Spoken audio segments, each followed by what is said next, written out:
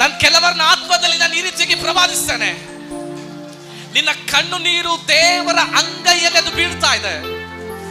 ಅವಮಾನದಿಂದ, ಕಣ್ಣು ನೀರಿನಿಂದ, ನೋವಿನಿಂದ, ದುಃಖದಿಂದ ನೀನು ಸುರಿಸಿದಂತ ಪ್ರತಿಯೊಂದು ವೇದನೆಯ ಕಣ್ಣು ನೀರು ಅವನ ಕರಗಳಲ್ಲಿ ಬೀಳ್ತಾ ಇದೆ. ಅವನ ಕರಗಳಲ್ಲಿ ಬಿದ್ದಂತ ಕಣ್ಣು ನೀರು ಅದು ವೇಸ್ಟ್ ಆಗಿಲ್ಲ. ಅದು ಮತ್ತೆ ಎಣ್ಣೆಯಾಗಿ ಪರಿವರ್ತನೆಗೊಂಡು ಅಭಿಷೇಕದ ತೈಲವಾಗಿ ನಿನ್ನ ತಲೆ ಮೇಲೆ ಸುರಿಯಲ್ಪಡ್ತದೆ.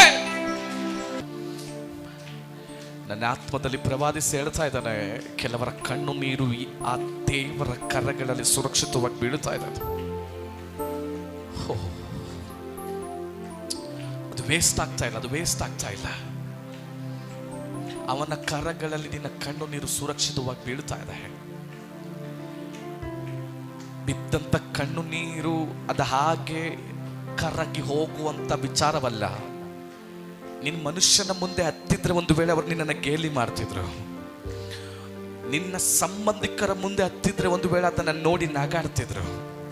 ಆದ್ರೆ ನೀನು ಅಳುತ್ತಿರುವಂಥದ್ದು ಸರ್ವಶಕ್ತನಾದಂಥ ದೇವರ ಮುಂದೆ.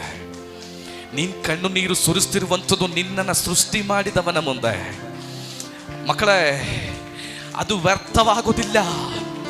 ಅದು ಮತ್ತೆ ಎಣ್ಣೆಯಾಗಿ ಪರಿವರ್ತನೆಗೊಂಡು ಅಭಿಷೇಕದ ತೈಲವಾಗಿ ತಳ್ಳಲ್ಪಟ್ಟಂತ ಅದೇ ಜನರ ಮುಂದೆ ನಿನ್ನ ತಲೆಯ ಮೇಲೆ ಅದು ಸುರಿಯಲ್ಪಡ್ತದೆ.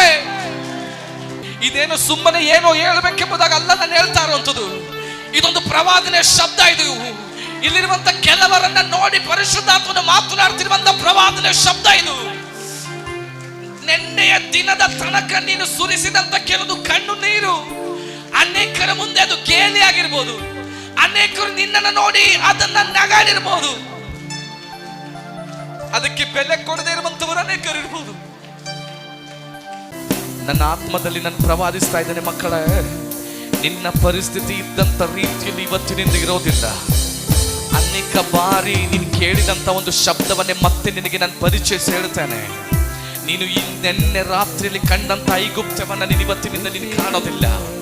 ಐಗುಪ್ತ ಎಂಬುದಾಗಿ ಹೇಳೋದಾದ್ರೆ ಕಣ್ಣು ನೀರು, ಐಗುಪ್ತ ಎಂಬುದಾಗಿ ಹೇಳೋದಾದ್ರೆ ಮೋಸ, ಐಗುಪ್ತ ಎಂಬುದಾಗಿ ಹೇಳೋದಾದ್ರೆ ಅದೊಂದು ಗುಲಾಮತನ, ಐಗುಪ್ತ ಎಂಬುದಾಗಿ ಹೇಳೋದಾದ್ರೆ ಅಲ್ಲಿ ಒಂದು ಎಲ್ಲ ರೀತಿಯಾದಂತ ಹಿಂಸೆ, ಕಣ್ಣು ನೀರು. ಅದನ್ನು ಅನುಭವಿಸಿದಂತ ನಿನ್ನ ಜೀವಿತವನ್ನ ನೋಡಿ ಆತ್ಮದಲ್ಲಿ ನಾನು ಪ್ರವಾದಿಸಿ ಹೇಳ್ತಾ ಇದ್ದೇನೆ, ಇವತ್ತಿನಿಂದ ನೀನು ಅದನ್ನು ನೋಡೋದಿಲ್ಲ. ಇವತ್ತಿನಿಂದ ಅದನ್ನು ನೀನು ನೋಡೋದಿಲ್ಲ. ಓ